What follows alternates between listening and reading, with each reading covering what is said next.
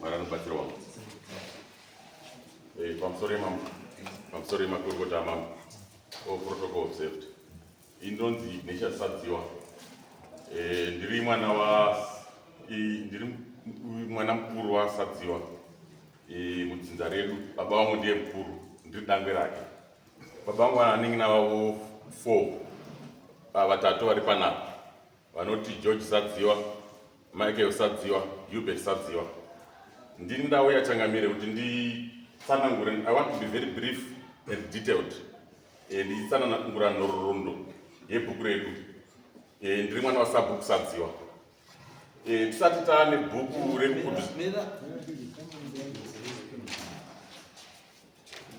nyaya yeland dispute chokwadi haisiri dispute yeSabhuku ndizvozvo. kana iri yeSabhuku inovawo yega apa ndikuda something to do nechinyeleni.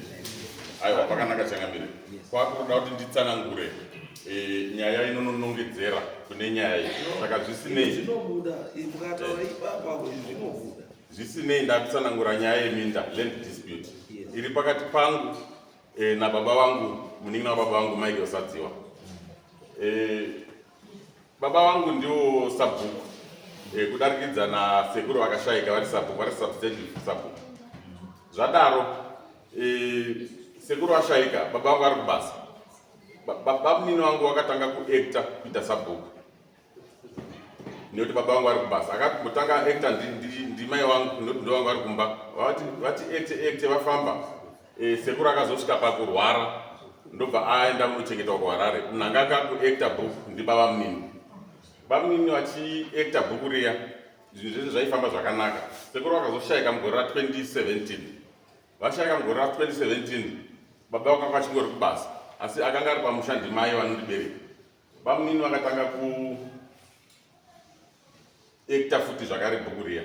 Vari muacting capacity asi vari Sabhuku. Nyaka yese yakazotanga muCovid Changamire. Baba munini vakazosiya basa kuHarare kwavaishanda ndobva vaya vakagara pamba. Zvisineyo baba vakanga vachisiyawo basa vaenda kuretirement. Vachiuya pamba baba munini vakaramba vachiacta kuSabhuku. Mugore ra2022 richitanga takaona minda ichitengeswa Changamire. Mafuro emuKudusberg akatengeswa zvinoshamisa. Ndakafamba kwakune mafuro kwese tikaona kwazara mawaya mapoles. Ndakandobvunza inini vanga vari pamba ndibaba ndikati baba zviri kufamba sei? Kwanza ndo zvamuri kungoona we. Ndakabva ndadzokera kwandinogara. Ndadzoka futi ndonga ndakaita mwedzi ndadzoka ndakaona zviri kuramba zvichieskaleta zviri kuenda pamberi minda iri kutengeswa. Ndobva tazogara sedare inini baba vangu nana mai vedu nana tete nana sekuru mukahanana vana sekuru Chwandika vanova vakatipa bhuku iri. Tikati zvinhu hazvichafambi zvakanaka kuno. Ndobva tikagara sedare tikataura kuti minda yese mafuro ese anga atopera kutengeswa anga aparara. Ende mafuro aya anga asingabatsiri Sadziwa chete. Anga achipatanidza mabhuku 5 anenge 6 anoti Mukanda, Sadziwa, Marara, Manyangadze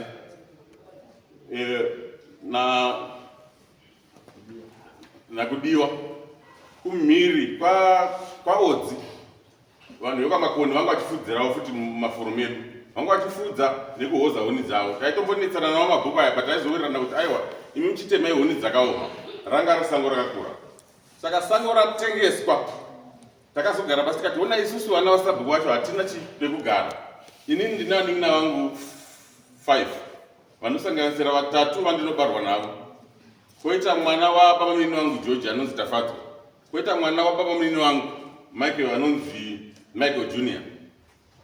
Vakanopinda musango isi takasiyiwa sevana. Vakanopinda musango nehoko dzavo. Pangu inini Gina pakamakwa. Pemuning'ina wangu vese vari 5 pakanzi penyu ndeapa. Tikanoratidza kuti apa ndio minda yenyu. Zvikanaka zvakadaro. Ndakati ndichisumuka ndichidzokera kubasa. Hapana mboita 2 weeks. Munda uya wakanotengeswa. Ndakatozonzwa nemafoni kuti apane cabin. Asina ndakuisa mademarcation matreated pools angu.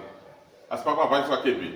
Ndobva ndadzoka ndakasvika ndaibva kuBruwayo. Ndakasvika na 2 AM pamba. vandangoti zvekunetsana zvinonetsana vandaenda pabhesi pamanika bridge papolisi ndichinoripota nyaya yangu kuti ndo chimiro chiripo vamunini vanofonerwa kuti uya kuno havana kuuya and I kept me waiting vakazouya nofunga kuma5 kwatodoka mburisa akuda kuenda ndobva vatsiurwa vakanzi zvamuri kuita izvi musatore munda wemwana ibvai pamunda ipapo bvisai nevanhu venyu vanhu vacho vakafonerwa vakakomplaya mupurisa ainzi Gwanyanya Sergeant Gwanyanya akatondibvunza tovhura here doketi ndikati aya ndichitoita mapreparations ndakutsvaga matreated pose angu ndafenza munda wangu rimwe side munda wamunin'ina wangu anova mwana wake wakabva watengeswa takatozona pane mafenzi kati hazvichapindiri zvekumba kwevanhu chiti garei munda wemunin'ina wangu mwana waba wamunin'ina wangu anonzi Tafadza wakabva watengeswa zvakare munda wemunin'ina wangu anonditevera ari Cape Town wakatengeswa munda wemunin'ina wangu ari panapa wakatengeswa zvakare zvese izvi zvaka zvatinetsa kuti masimba ari kubva kupi aya takafamba wangu wakangosara nekuti ndiri munhaitawezi ndatotsa ivhu rangu ndakokera waya yangu ndakazoshamisika munda wangu watengeswa futi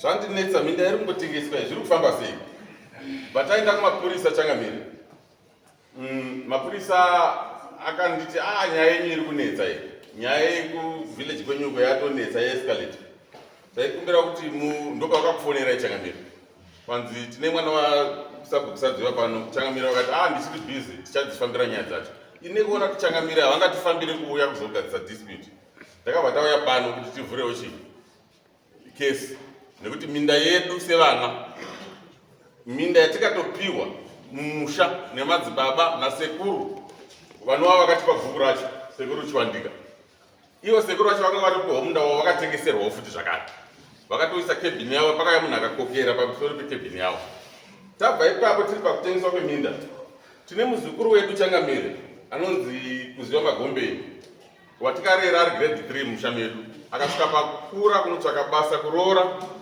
akaita mhuri yake akarwara nemaulcers akangorwara hazi ndakangomuna kuchipatara nguva diki diki chinzi abva kutunguza transferwa aenda kuHarare hospital pasina 2 weeks akabva ashayika muzukuru wedu akasiya vana vake vatatu nemudzimai ane pamwiri pane 8 months mudzimai wake achingobva kupona yanga nimwe dzafa asati aitirwa manyaradzo munda wake wakatengeswa futi $8,000 Changamire saka ndoda kuti mutibatsirewo Changamire mataura henyu kuti taura nyaya yeminda chete asi tine nyaya dzakawanda dziri panapa nekuda kwababa vangu tine nyaya dzekuti tikataura panapa dzakawanda asi mandiristira munditaure dzemunda asi ndaizokumbirawo kuti ndapedza kutaura dzemunda tochitaura dzimwe dzine honzwa dziri mumusha medu handizivi kuti nyaya yemuzukuru wangu iyi Magombeni haina honzwa here madzvenzwa ese ari kuitika mumusha hazvina honzwa here ndakambotaurana nababa ndikati adresai nyaya iyi vana baba vangu ava vanonditi rega mudzimai wacho aripoti ega handizivi kuti ndio chiwanhu chakanaka here chekuti isu toda kuti tigadzirise nyaya yemutorwa muzukuru wedu ari mumusha aparadzirwa pfuma yake ndovabvunza vanonditi iwe hausi mukadzi wangu waMagombeni rega mukadzi adini aripote nyaya dzake ega saka nyaya idzi dziri kutinetsa tiri panyaya yeminda yedu yapera kutengeswa kutaura kunoku pamunda pangu pakatoiswa zviwaya zvakakomberedza pamunda pangu yangu waya yakatodzurwa nemapozi nyaya yacho ndakatoiripota kwenhalonga iri nyaya yetheft of property yangu yandandafenzisa munda wangu nekuparadzwa kwevhu rangu randandaisa imo ndo pane nyaya yedu Changamire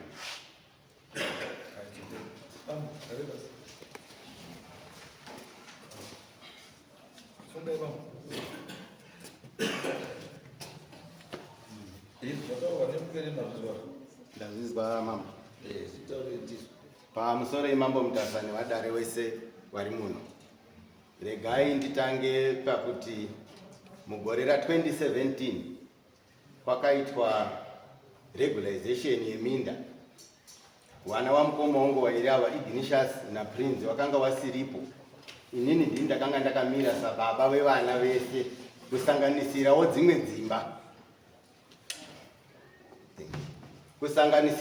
dzimba dzemuvillage ndakakwanisa kumirira regularization yemunda waIgnatius muna 2017, ndikakwanisa kumirira regularization yemunda waPrince muna 2017, including wamwe vanawo vemuvillage.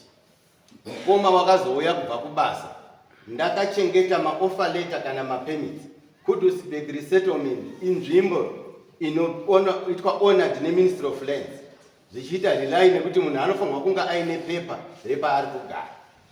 Ndakadeedza mukoma wangu ane zita rekuti Arnold, ndikati mukoma uyai kumba kwangu, wakauya mune zvakanaka, ndikaburitsa matsamba angu 2 eminda. Mukoma, izvi ndizvo zvandakaita musipo, ndati nditambidze imi muzope vana.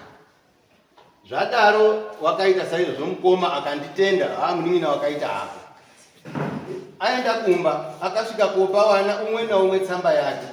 Hapana kupera masvondo 2 mukomana anonzi Ignatius uyo ari kutaura apo akabva atotengesa munda iwoyo une measuring up to 3 hectares in approximate kuna baba mukome wane mabusiness kunyanga wanogara kuMount Jenya. Zvese izvi zvakaitika mumaziso evabereki wavo, wachizviona kuti mwana atengesa munda, wakapopotedzana akati handichagari muno, ndakunogara kwaChiundura wati mukupopotedzana. Mwana akabva arongedza aibva aenda.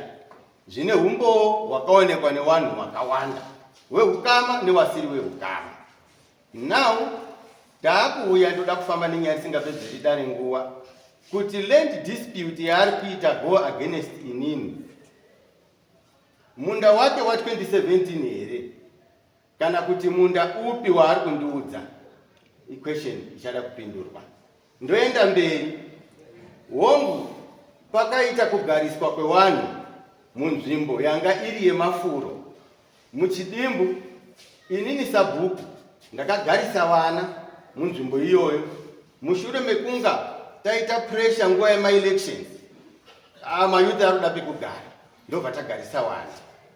Ndakaitawo dambudziko rekuti ndakagarisa vana sasabhuku ane percentage yekuti anogona kunongedzera munhu pekugara, ndine rely yekuzoline up neMinistry of Lands.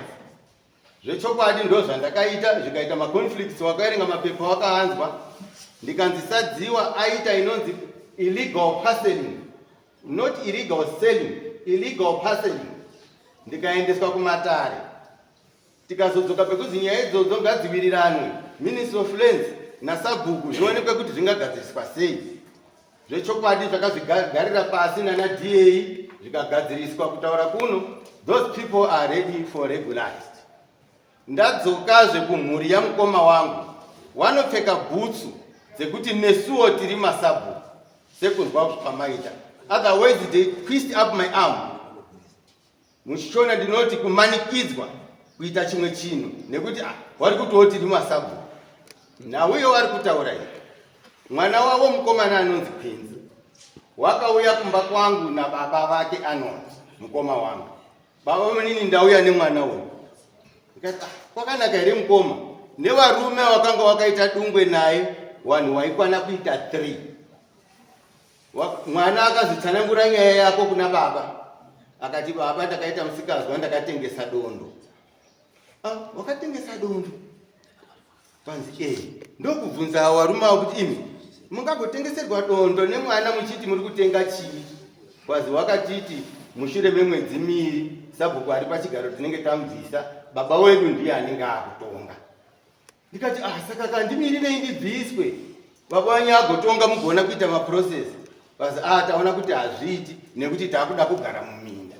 Ndakavataurira ndikati mune mhosva vana baba yekutengeserwa minda nemwana zviri illegal, land is not for sale. Saka naizvozvo iwewe Queens, munda waifanirwa kuzoita portion yako uchapa 1 wevanhu wavo, vamwe 3 ava mendi uchawaita sei?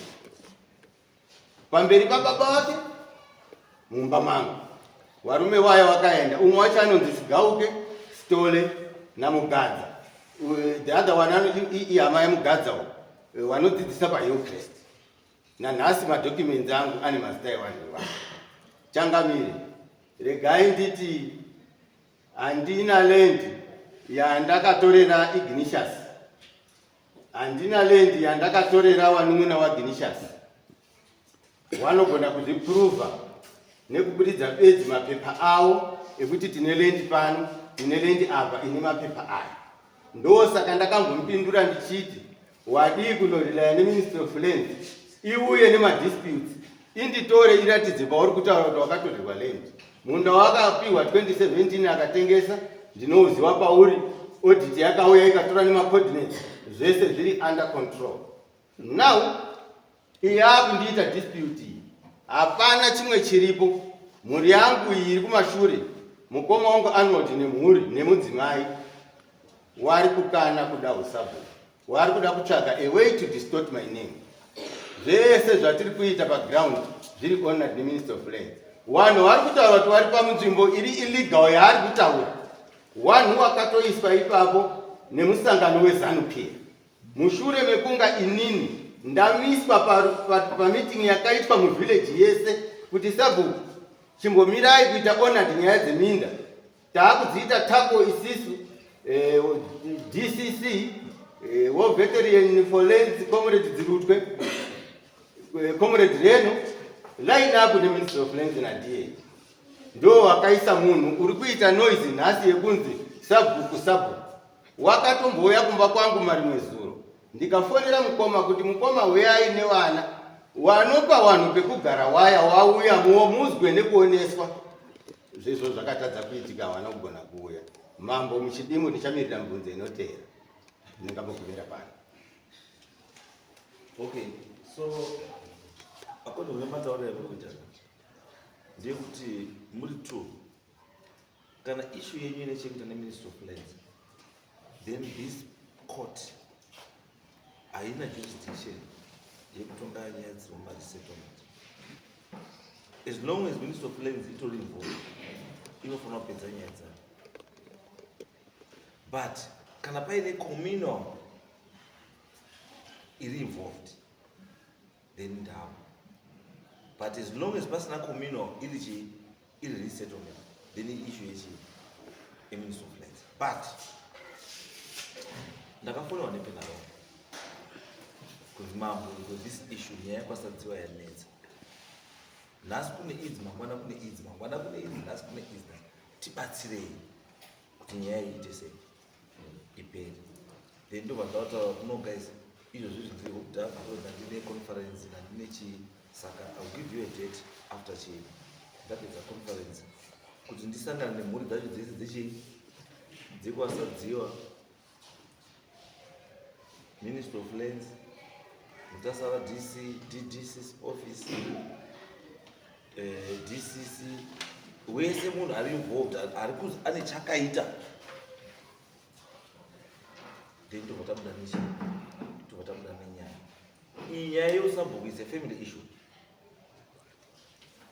Kana iri family issue, it means that you have to go back, sit down as a family.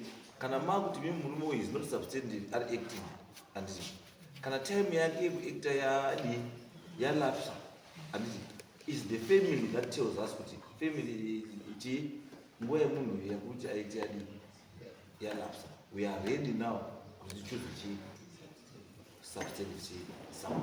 Then isusu will then go ahead nechi nacho.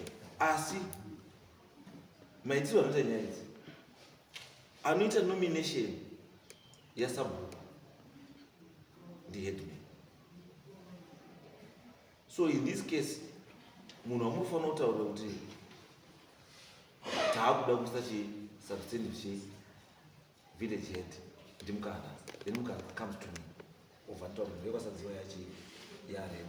Then toita sei tototanga process iyo, tototanga kuita mameeting zvoita sei ndotofamba issue yosabhuku yobva yagadziriswa. Unless kana munhu pane chimwe chiripo chiri kutadzisa kuti izvozvo zvoitwa chiripo ipo. Yeah, sorry.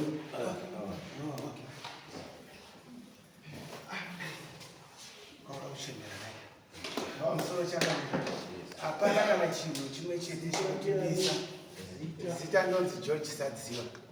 Hapana kana chinhu chimwe chete chingatimisa kuti tiite danho iroro ramatora. Ringatibatsira zvakanyanya kuti tibva tangozvipedza anenge ari kutungamira obva azikanwa kuti ndeuyu. Saka ndodayira kuti takatombonyora maminutes pamwe kusaziva kuti tinofanira kuita sei. Mukoma wakatoenda kuma-fingerprints and everything.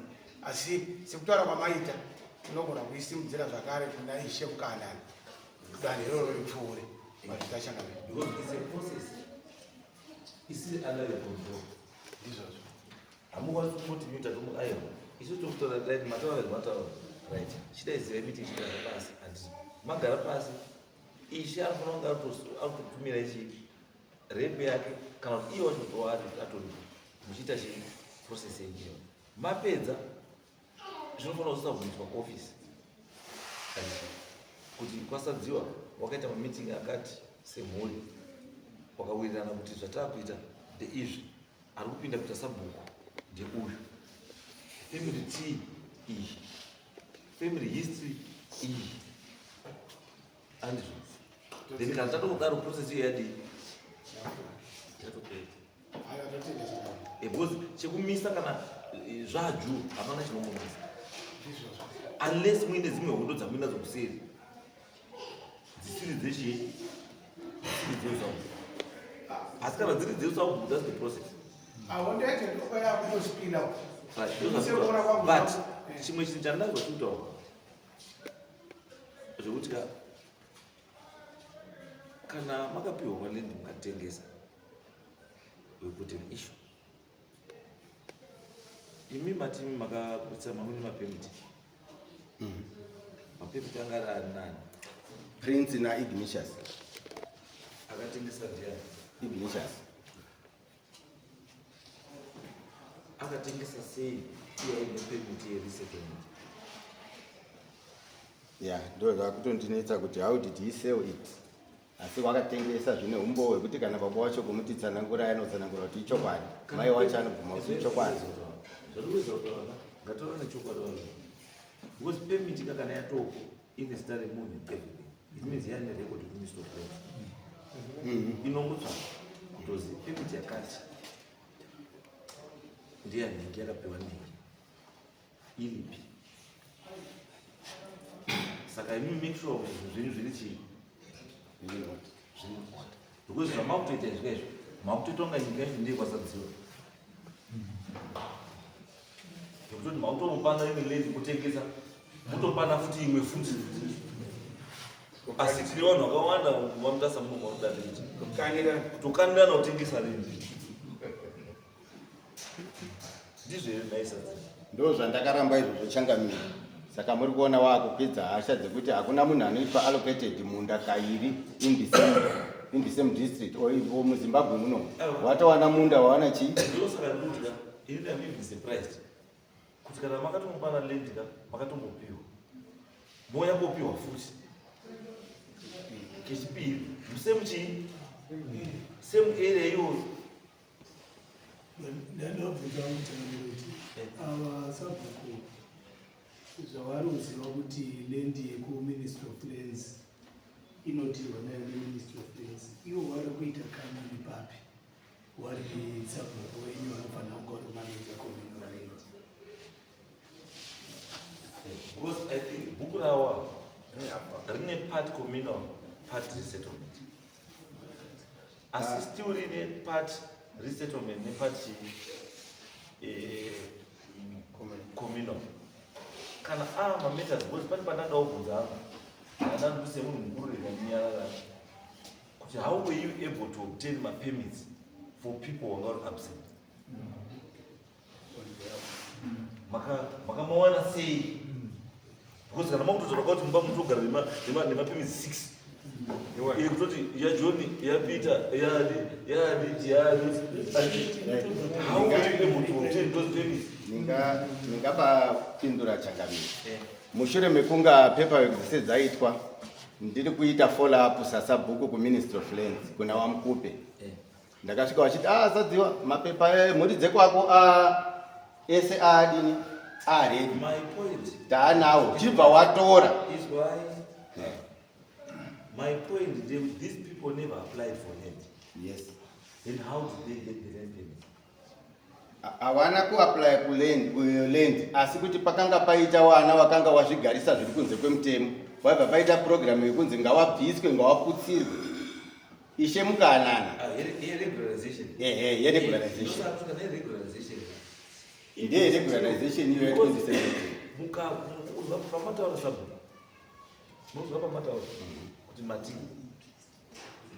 kuti matii pamatauro muchiziva zvematauro ndikati mukoma wakasvika ndaita process mati makatora makaronga ndobva matambidza baba wana Ignatius mapermits baba wa Ignatius akafara akatenda kuti waita basa handiti atenda ndobvaenda kupa wana chii mapermits wana kokudini kokutengesa ndomatsanangura handizvo saka meaning kuti wana paprocess application wanga usimboripo even nyangwe neregularization muridzi wacho uripo kandionopiwa kalembera uripo ndionoprovida wega chii information yavo pese pandaiita izvichangamira mai vacho mubereki nyakubereka vakanga varipo tichifambira nyaya dzewana idzidzi kuti waitwa regularize saka patakazosvika kuofisi ndopandakazi bhangi rese handina kutora nevanhu vairi ndakauya nevanhu vanga vari more than 26 wese waiuya kuzotorera pasabhuku ndozva ndakangopiwa envelope yakadaro nawo iyo ngatisiya yakadaro tichaizwa because the fortunate part let's go district let's go department so I will make a follow up on this ndimbozwa kuti chii chakamboitika nditisati aizvozvo ndakuchitoti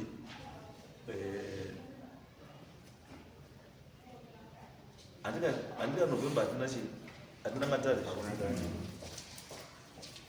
iyi tingaitora sei darere ndandinoda kuita meeting yangu iyi meeting yakaripeswa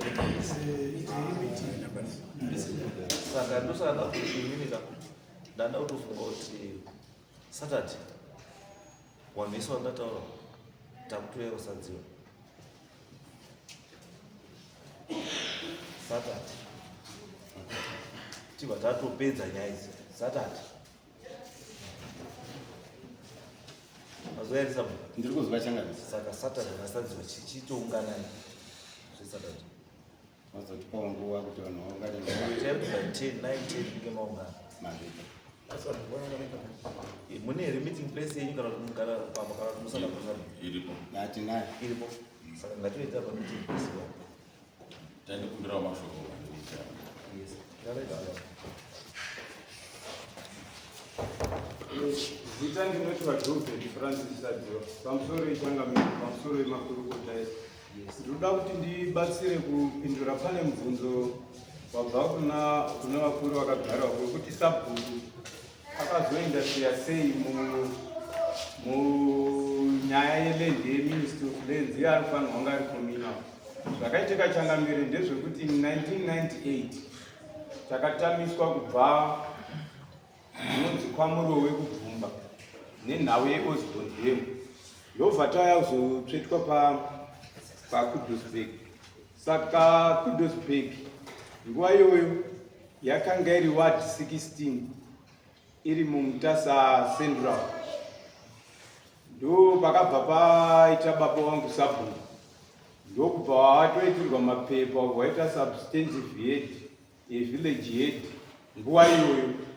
Then pakazoitwa delimitation ya 2018 Kudusburg yakabva yabviswa kumutasa central yobva yaiswa kumutasa south. Saka yadaro yakabva yatanga kubatwa seresettlement yakatanga 2000. Saka kubva ipapapo mukoma wangu wangu Hector kubva papo wachipo kusvikira pari zvino. Saka ndio nhau yakaitika panyaya yekuti ava waindustry yechi yakatanga iri communal land ndobva yazochinjwa nedelimitation bva yabatanidzwa this settlement yakatanga 2000 but yakanga yaitwa 1998 right. chumba ndatobatawo chimwe chinhu chatinoti tibatsire futi avo vakauya muna 1998 wobva wataura nezvekuti kwakanga kuine jana ranga riine mavillages 5 but it seems jana iri pamafuro aya anenge aconcentrated sadziva chete. Ndingangoda kuzokubatsirwa wangu kuti ndizive kuti wana mukanda vana vari kumberi kwesekokoko waomitwa seiko pajana iri kana kuti richinofanira kunga chaichengori chinhu chiri shared sekusheyiwa kwazvaa zvakangoitwa. Pamusoro ichangamira ndingada kukubatsirai kupindura ipapo. Mafuro ari kutaurwa aya anga asiri mafuro anobata mamwe mavillages ese aya. Yanga ingori mafuro akaringana nevanhu vagariswa paKudusberg emupurazi chete. Avo vagara vari kunze ava vana manyangadze marara mukanda wagara waitongofudzira kumafuro avo, asi nekuzonakirwa kuti kune kunga kwaitawo dondo rakati kure waingopochwa wachipinda. It was not chinhu chakanga chakanzi they are assigned kuti kundo kune mafuro enyu. Kubva tisobira dziki kunosvika kutemo iarea parks Pamepo. yes kubva kuchingobira dziki kunosvika kutemo iarea parks Mapegi parks aripo Changamire.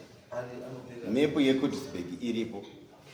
Pane grid rekutanga kuno kukona kwamanyangadze kuno. Tinenge tatopinda muKudusberg. Tobva tatikwire pane beacon riri pahamba kwenechiapa ya parks. Ibva yachaya nepamusoro pegomo kunowira futi kugrid riri kusei. Saka mujinga regomo rese kudzika kudai it's part of Kudusberg. Richipinda mukati kunobata chirodzana naodzi.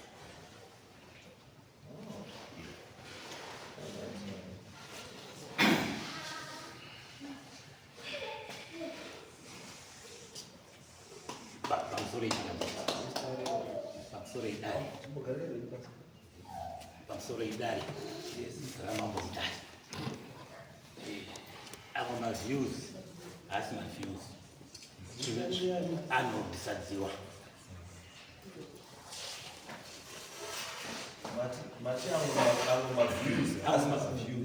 amwe maviews asi maviews kutondedzwa.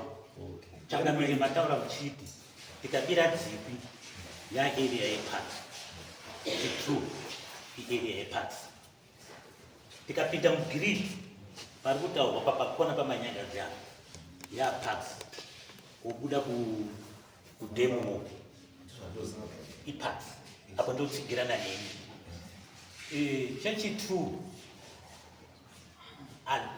tiri padambudziko nhasi tichiuya isusu zvatsanangurwa kuti takauya tiri maruzevha hatina kuya tiri nyanzvi dzekurima takatoshiftiwa tese anoda kurima neasingadi takaupa paKudusberg tichibva tanzi naChangamire akanga aripo nguva iyoyo tiri kupiwa ma6 hectares mwinda iyi jeche mukatadza kugara zvakanaka muno muchabatana negodhi murapa kuita nzara. Muri kuona purazi ramusabaireni rakaibva ngekuti haritemwi miti hamuna kumbosiyana. Saka zviripo vezvekuti chengetedzai dunhu iri. Tapiwa ma6 hectares tese village rese takapiwa mafuro ayo muparks vanhu misha iri 32 holders not more than that. Baba wangu inini achifa 2017 kumashure kwesoko baba anongogara apinza munhu pakauya vanhu vairi vane nhoroondo vanoti Bunu nambuya Chikuni wachibva nekwaDA. Baba waidida kuenda kwaDA kufambira matsamba evanhu ivavo vasati wauya wakati inini ndaiti ndakabva kubasa baba wakandipa handover shamwari vanhu vawedzera. Mbuya Chikuni wauya kumunda wanhingi Bunu hana munda uyaya uzotora munda wemunhu tamutsvagira pake Marara. Baba ndokufa kwapinda vanhu vaviri nhoroondo yababa wangu inini. Asi kubva paCovid vanhu vakafurota. Ndichiudza munin'ina wangu uyu vakagarapo Hartsigua, ndakaenda kumba kwake, baba munini, ndaenda kofudza uko, ipai henyu wanhu kuzasi kwerodhuru, asiyai ari mafuro. Oraiti mukombe, oraiti mukombe, ndichaita saizvozvo.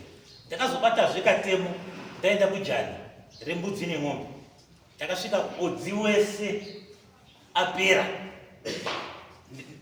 Kutarisa kumafuro kuya kwomuri kuti pakusichangamiri kwapera. Takaenda futi kupa kwemunin'ina wangu, baba munini, wona zvaitika uko, todii? Mufana wangu akandipindura achiti, sorry, munin'ina akandipindura achiti, mukomo, tiri kungotengesa along the road, kuseri uku ndiri kusiya mafuro. Takazosvika kuinini, ndione hakuna kana fenzi dziri kupinda mugomo kuti ndi kana pekutsika hapana. Izvi mvura yoda unaya. Kana kwekuburitsa ng'ombe nhatu takasara nadzo 4-5 muvillage. Takananga kupi kwatinonanga. Dai takapiwa ma 40 hectares. Munhu nemunhu aine nzvimbo yake. Zvinosisi takapiwa ma 6 hectares. Tizi mafuro enyu ayo tese. Avo vari kutaurwa amwe mavillage aya. Zveshuwa kwakuri kugarisana. Waipochawo. Kwakuri kupocha kufudza. Vamwe vaitoenda korasirira ng'ombe ikoko. Vana magondo vasati vawanda. Vachizoenda kutora kana after 1 week. Ndiwo magariro akatakaita Changamire. Hatizivi kuti izvozvizvi newaya dziri kuti tingobuda tichiende. Hadzisi mbavha dzemombe. Dzikozi evidence apachina. Ichi chinhu chiriko chekuti tinoenda. Faika zvamakatiita dziwa zviyo. Tinoenda kotarisa kushuwa muchititaura kuti hasadziwa nyepo fudzira yapo. Mvura ikanaiwe yemufudze banaka. Muchititaurira Changamire. Ndatenda hapo. Kuchikoro makauya nini vanhu vanogarisana mukoma nemunin'ina muri kuona zvitakaita disitega tiri mabrothers takadai. Changamire mungasimuka here nini kusimuka panapa muchiya kuzovhura giraundi rekiriniki kwasabhuku sadziwa inini mukoma wasabhuku inini ndisikazoti Changamire ari kuya zvingaita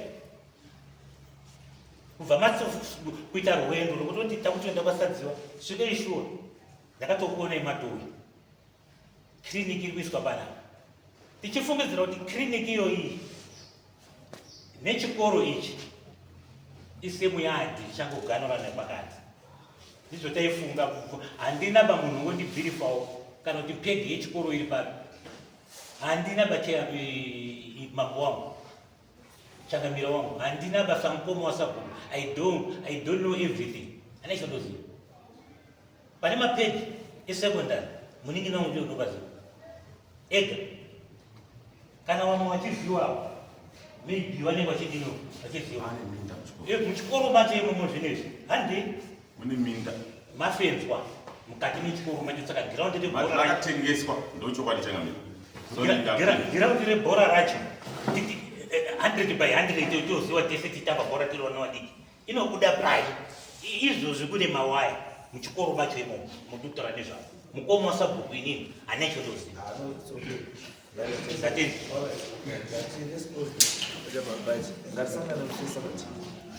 Saturday 10 o'clock.